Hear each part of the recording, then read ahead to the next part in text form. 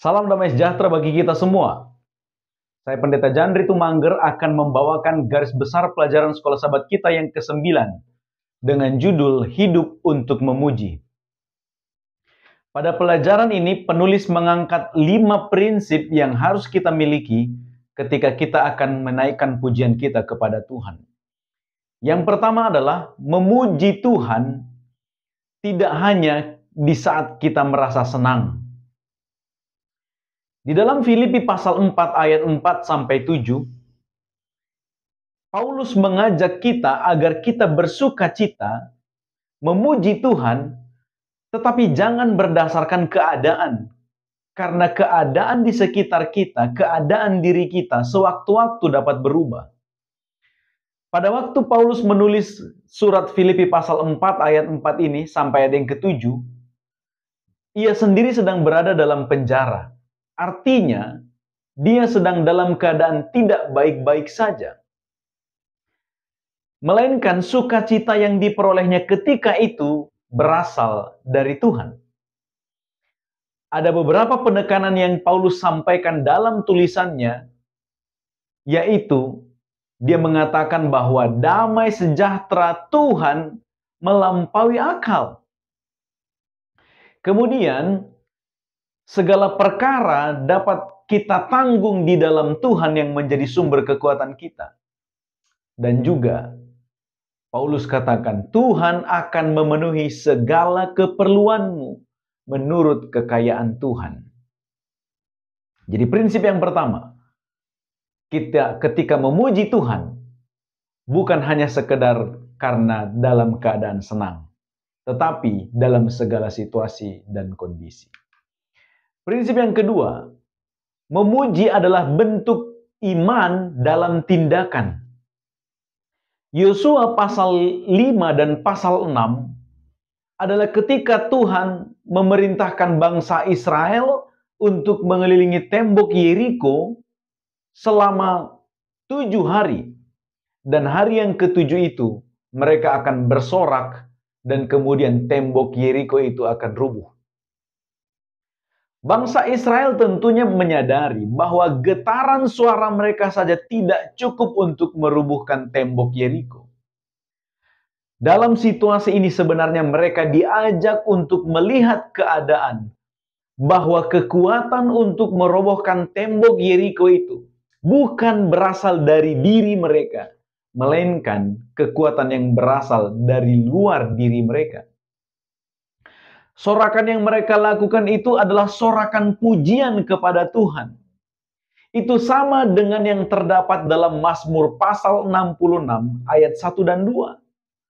Jadi mereka bersorak bagi Tuhan, memuliakan Tuhan dengan pujian. 6 hari mereka memutari tembok itu, hingga tiba pada hari yang ke-7 ketika mereka memutari tembok itu sebanyak 7 kali.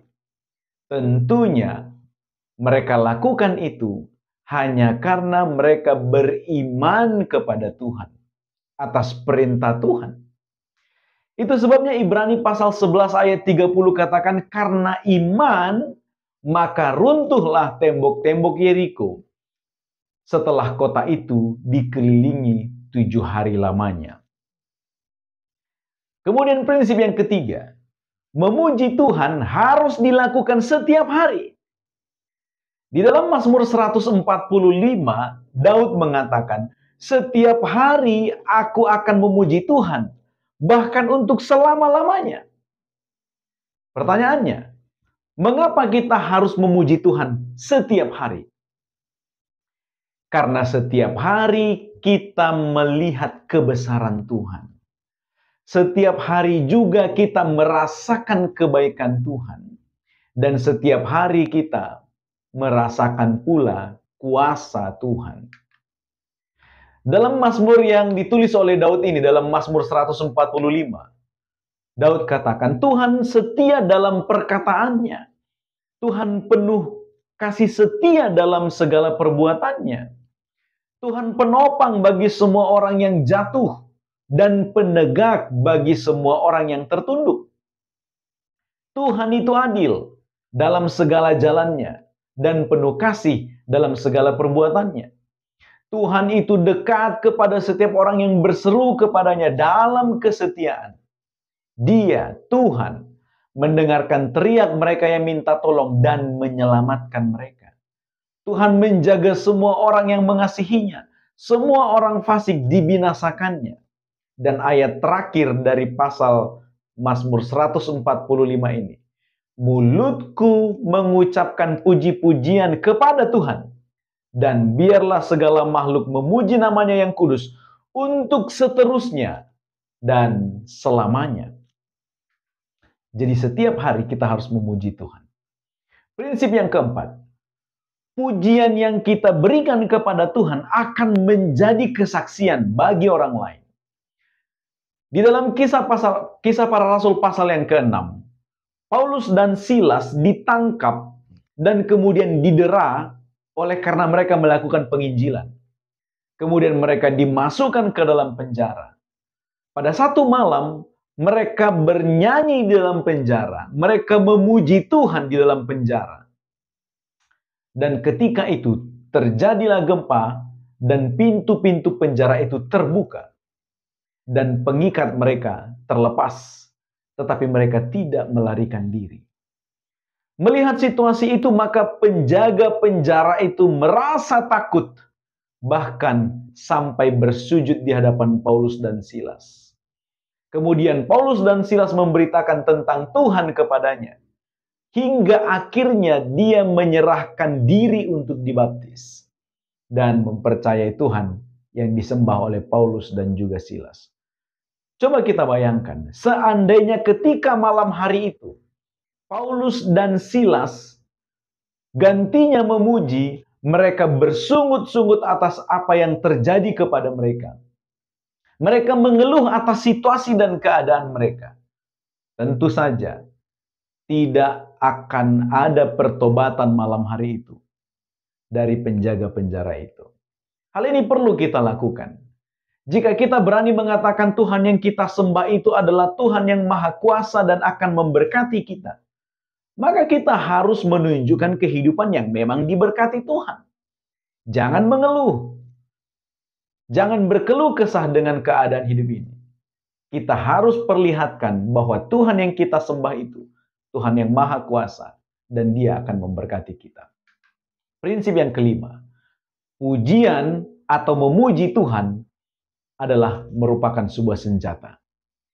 2 Tawarik pasal 20 adalah kisah mengenai Yosafat ketika dia menjadi Raja Yehuda. Ia akan diserang oleh bangsa Moab dan bangsa Amon. Kitab 2 Tawarik 20 katakan, mereka datang dengan laskar yang besar. Menyikapi keadaan itu, Yosafat tidak buru-buru mempersiapkan pasukannya untuk menghadapi bangsa Moab dan bangsa Amon.